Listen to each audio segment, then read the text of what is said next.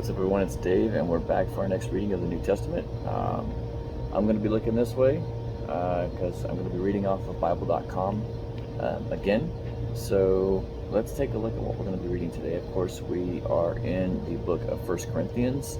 For those who've been following along, we'll be reading out of the New King James Version that's on there. And we're going to cover the topics of a pattern of self-denial and serving all men, striving for a crown, and for a total of 27 verses today. So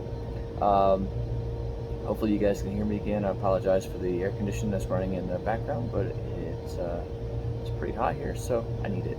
And whatever this little glow is right here, sorry, I don't know.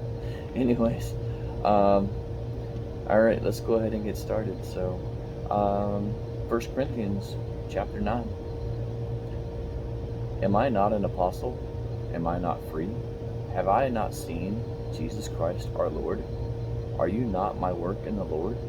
If I am not an apostle to others, yet doubtless I am to you, for you are the seal of my apostleship in the Lord. My defense to those is who examine me in this: do we have no right to eat and drink? Do we have no right to take along a believing wife, as do also the other apostles, the brothers of the Lord, and Cephas?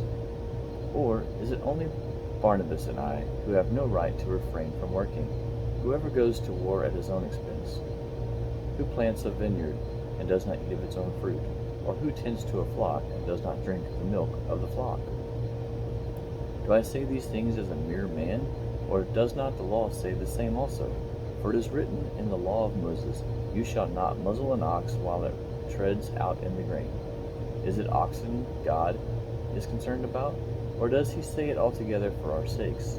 For our sakes, no doubt this is written, that he who plows should plow in hope, and he who threshes in hope should partake of his hope. If we have sown spiritual things for you, is it a great thing if we reap your material things? If others are partakers of this right over you, are we not even more? Nevertheless, we have not used this right, but endure all things, lest we hinder the gospel of Christ. Do you not know that those who minister the holy things eat of the things of the temple, and those who serve at the altar partake in the offerings of the altar? Even so, the Lord has commanded that those who preach the gospel should live from the gospel. But I have used none of these things, nor have I written these things that it should be done so to me. For it would be better for me to die than that anyone should make my boasting void. For if I preach the gospel, I have nothing to boast of. For necessity is laid upon me. Yes, woe is me if I do not preach the gospel.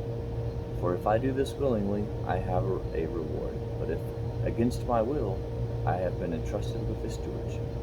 What is my reward then? That when I preach the gospel, I may present the gospel of Christ without charge, that I may not abuse my authority in the gospel. For though I am free from all men, I have made myself a servant to all, that I might win the more. And to the Jews I became as a Jew, that I might win Jews, and to those who are under the law as under the law, that I might win those who are under the law. To those who are without the law as without the law, not being without law towards God, but under law towards Christ, that I might win those who are without law. To the weak I became as weak, that I might win the weak. I have become all things to all men, that I might by all means save some. Now this I do for the gospel's sake, that I may partake of it with you. Do you not know that those who run in a race all run, but one receives the prize? Run in such a way that you may obtain it. And everyone who competes for the prize is temperate in all things. Now they do it to obtain a perishable crown, but we for an imperishable crown. Therefore I run thus, not with uncertainty. Thus I fight, not as one who beats the air, but I discipline my body, bring it into subjection, lest when I have preached to others, I myself should become disqualified. That concludes our reading of chapter 9 of the book of 1 Corinthians of the New Testament. Thank you so much for coming along on this journey with me. I can't stress enough how much I appreciate all of the thumbs up and the comments that you guys give. I try and respond to every one of them.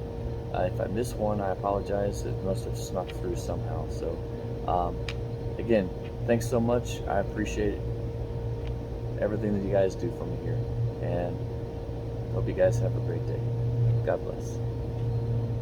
When life keeps falling and wonder where he is in all this mess, he's right there to guide you. Unseen, you're not alone.